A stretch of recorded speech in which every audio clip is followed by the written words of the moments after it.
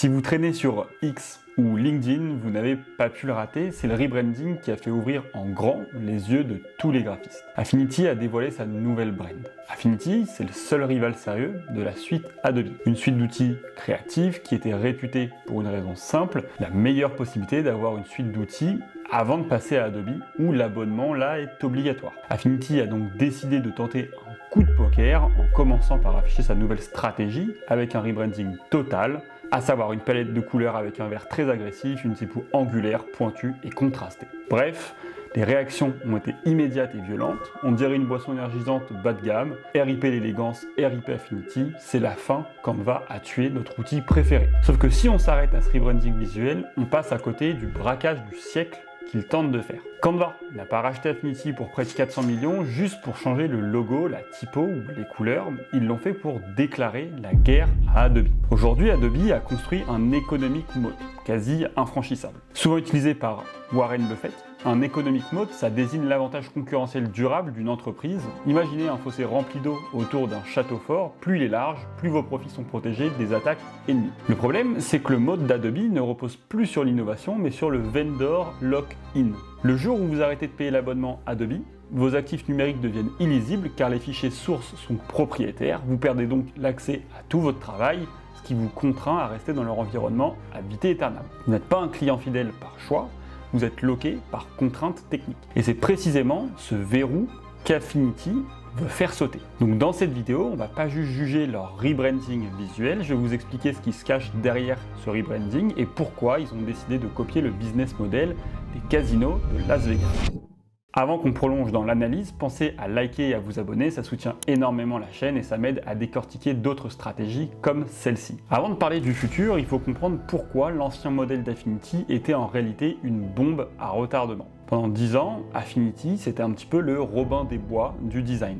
Leur promesse, c'était Pay Once, Own Forever. Vous payez 50 € une fois et le logiciel est à vous pour la vie. Sur le papier, c'est le rêve, mais économiquement, ce modèle, il a un défaut structurel majeur, c'est la déconnexion entre le revenu et le coût. On va regarder un petit peu les chiffres. Quand on paye 50 € en 2018 pour Affinity Photo V1, l'entreprise touche, elle, l'argent qu'une seule fois.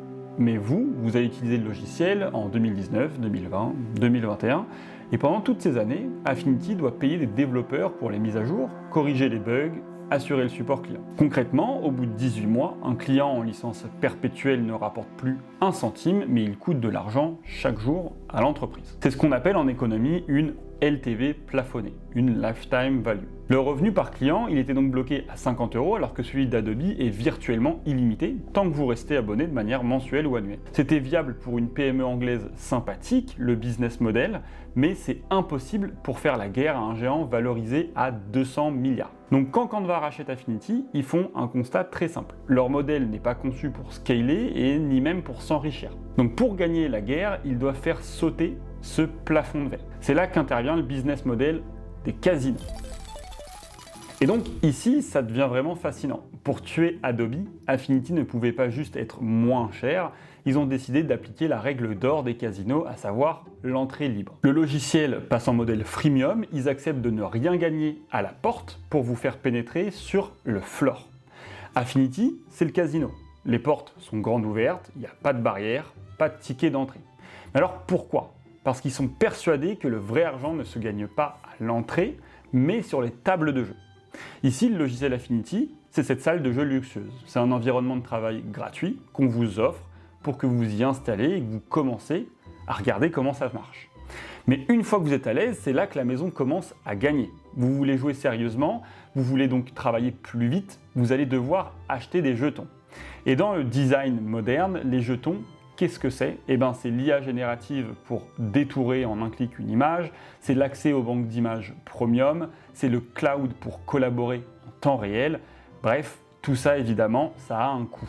Il déplace donc la valeur, l'accès est gratuit pour vous faire asseoir à la table, mais les features avancées, elles, deviennent le vrai business model. Adobe vous taxe pour entrer dès les premières secondes, ou Affinity vous laisse entrer mais vous facture plus tard dans le process. Et ce business model-là, vous le connaissez déjà par cœur parce qu'il est constamment dans votre environnement. On le retrouve chez les géants du quotidien. Regardez Nespresso, ils bradent la machine pour une seule raison, vous rendre captif de leur capsule propriétaire. Et Gillette, eux, le manche à rasoir ne coûte rien, mais la vraie marge se fait sur les lames que vous achetez toute l'année. Maintenant qu'on a compris la mécanique financière, regardons un petit peu l'exécution visuelle qui se cache derrière. On pourrait parler des heures de leur nouvelle typo Affinity Sheriff 13 années 70 ou de leur direction artistique qui mélange 3D, illustration, mais ça c'est pas vraiment le plus important. On va surtout s'intéresser au choix de la couleur, ce fameux vert fluo qui choque tout le monde et c'est exactement le but recherché. Chez Adobe, le vert il existe, mais il est réservé aux outils de niche que personne n'utilise vraiment au quotidien comme Aero ou Dimension.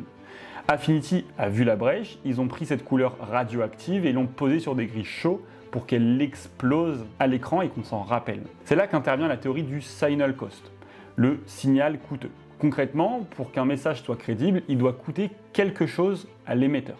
Ici, Affinity accepte de payer le prix de choquer sa base historique conservatrice. Ce qu'ils veulent refléter, finalement, c'est qu'ils ne sont plus le petit logiciel discret qui se cache derrière Adobe, mais bien un nouveau géant. C'est ce qu'on appelle le marketing de polarisation. Vous arrêtez d'être moyen pour essayer de plaire à tout le monde. Vous acceptez de diviser le marché en deux camps. Les vieux corporistes qui restent chez Adobe et les modernes, libres, qui viennent eux au casino ou plutôt chez Affinity. Alors, qu'est-ce qu'on doit retenir de ce rebranding d'Affinity et de leur nouvelle stratégie? Premièrement, ils ont sacrifié leur licence d'entrée pour gagner en pertinence. Ensuite, ils ont totalement changé leur ancien business model en rendant Affinity complètement gratuit à l'entrée. Et c'est osé, parce que c'est facile de garder un modèle qui rapporte du cash à court terme, même s'il vous condamne à long terme. Par contre, c'est beaucoup plus dur de tout casser pour espérer grossir dans le futur. Et ce schéma précisément-là, je l'observe très souvent. Je croise des startups qui ont des technologies incroyables, des équipes de génie, mais quand on arrive sur leurs canaux de communication, notamment le site web, on a l'impression de voir un petit projet conçu dans un garage. Affinity, en faisant ce rebranding-là, a compris qu'à un moment, pour tuer le boss final qui est Adobe, il fallait prendre le taureau par les cornes et revoir totalement leur stratégie interne.